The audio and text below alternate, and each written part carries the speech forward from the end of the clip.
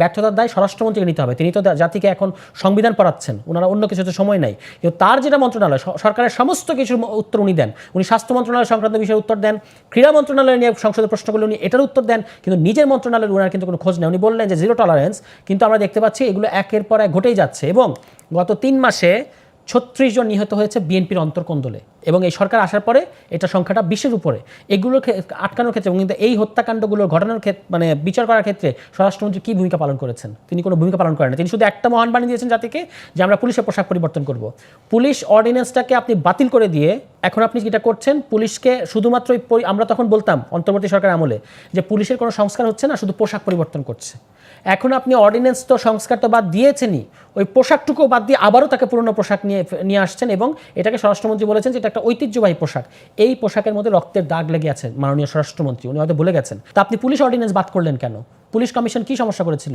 যে এবং এই পুলিশ মনে রাখবেন, আজকেও মাননীয় প্রধানমন্ত্রী এই যে সেনা সদরে গিয়ে একটা প্রোগ্রামে গিয়ে বলেছেন, সম্ভবত উনি প্রপারলি ব্রিফড হন না এইসব বিষয়ে। উনি আজকেও বললেন যে আমরা জুলাই জাতীয় সনদ অক্ষর অক্ষরে বাস্তবায়ন করব। ইতিমধ্যেই তারা পুলিশ কমিশন ভঙ্গ করেছে। মানে পুলিশ কমিশনের যেটা অ্যাগ্রি করেছিলাম আমরা জুলাই সনদে, সেখানে বিএনপির কোনো নোট অফ ডিসেন্ট ছিল না। সমস্ত দল একমত হয়েছিল যে একটা পুলিশ কমিশন হবে। তা আপনি সেই অধ্যাদেশ বাতিল করলেন কেন? আপনি তো জুলাই সনদকে লঙ্ঘন করছেন। আপনি তো সুপ্রিম কোর্ট ওই সচিবালয়ের ক্ষেত্রেও আপনার নোট অফ ডিসেন্ট ছিল না, আপনি তো সেটাও করলেন না। ফলে প্রধানমন্ত্রী আপ টু ডেট না এইসব বিষয়ে। উনি নাটক সিনেমা দেখছেন, কিন্তু এখানে কি ঘটে যাচ্ছে, ওনার দল যে জুলাই সনদও ভায়োলেট করছে। উনি যে যাই অর্থমন্ত্রী যত বিভ্রান্তিকর বক্তব্যই দিক না কেন, স্বরাষ্ট্রমন্ত্রী যত বিভ্রান্তিকর বক্তব্যই দিক না কেন, ওনাকে শুধু আমরা পিঠ ওই কী বলে টেবিল চাপড়াতে দেখি, আর কিছু উনি করেন না। আপনি একটু ভেবে দেখেন, বাংলাদেশে আমরা উই হ্যাভ আ প্ল্যানের প্রধানমন্ত্রী পেয়েছি। তিনি এই যে জুলাই সনদ নিয়ে 4-5 ঘন্টা আলোচনা হয়েছে পার্লামেন্টে, এতগুলো গুরুত্বপূর্ণ অধ্যাদেশের সময় আলোচনা হয়েছে, হি কেপ্ট টোটালি সাইলেন্ট।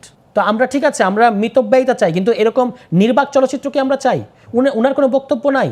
উনি বলবেন না, জাতিকে বলবেন না যে আমরা জাতীয় সনদটা জুলাইটা সনদটা এইভাবে করবো। আজকে উনি স্ক্রিপ্ট দেখে দেখে ওখানে গিয়ে বলেছেন, কিন্তু যখন সংসদে ফ্রি স্পিচের প্রশ্ন আসে তখন কিন্তু তিনি কথা বলেন না। উনাকে বসিয়ে রেখে উনার পক্ষে স্বরাষ্ট্রমন্ত্রী কথা বলেন, নজিরবিহীন ব্যাপার।